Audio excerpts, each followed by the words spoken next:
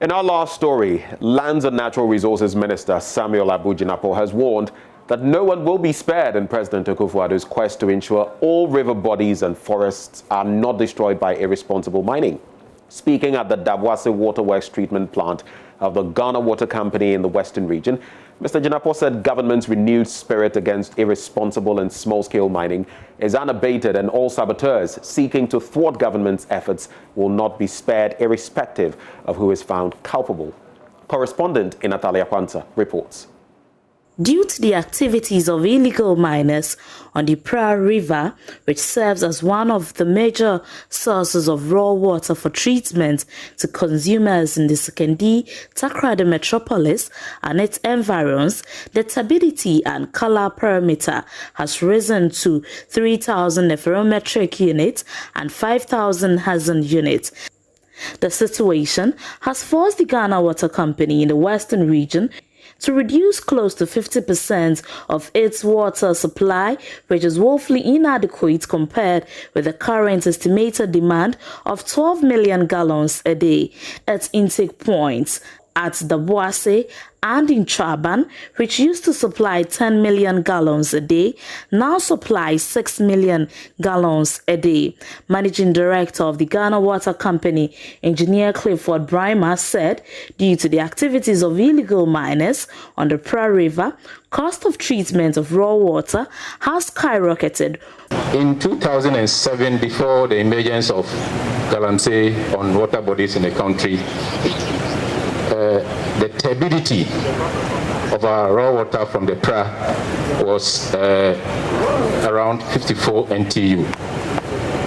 The NTU is how we measure, as a unit for measuring, and for color it was about 200 HU, as in units. But in the last couple of years, for our raw water, we've had to grapple with turbidity values of about 3,000 NCU. So that tells us how serious, how severe the effect of Galamsey is on our operations there. And in terms of color, we are now doing 5,000 HU compared to what used to exist, which was 200. That is how serious and how severe Galamsey is affecting. What that implies is that we will have to use more chemicals along. The Minister for Lands and Natural Resources, Samuel Abu Jinapor, in response, said the Akufo-Addo government has drawn some key important lessons from its first fight against Galamsey. We've begun in this second term of President Akufo-Addo. There's been a certain renewed spirit to deal with illegal small-scale mining. In the first term, some efforts were made. It brought some results. There are some lessons that we've learned out of it. But to my mind, respectfully, I think that three key things are important. I think we need a national consensus and support towards the national policy relating to small-scale mining. What should be that national policy, or what is that national policy? That we have here in Ghana a well-sanitized, regulated, small-scale mining, which contributes to the forward march in the economy and the local economies of our country.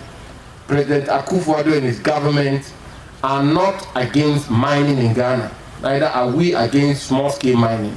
In fact, on the contrary, we want to promote small-scale mining, but we want to do so on a regulated basis. Water and Sanitation Minister Cecilia Abinadapa, who is leading government's delegation on 3-day working visit to the Western region, urged Ghanaians not to connive with Chinese nationals to destroy water bodies.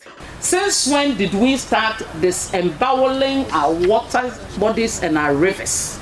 Rivers were sacred entities that people even feared to enter on certain days.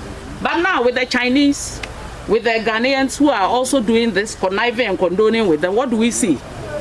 People are destroying our water bodies with reckless abandon. And this has got to stop. In Athalia Kwanzaa, Joy News, Western Region. It's a wrap on the AM News this morning, but do stay with us. The news review is up next.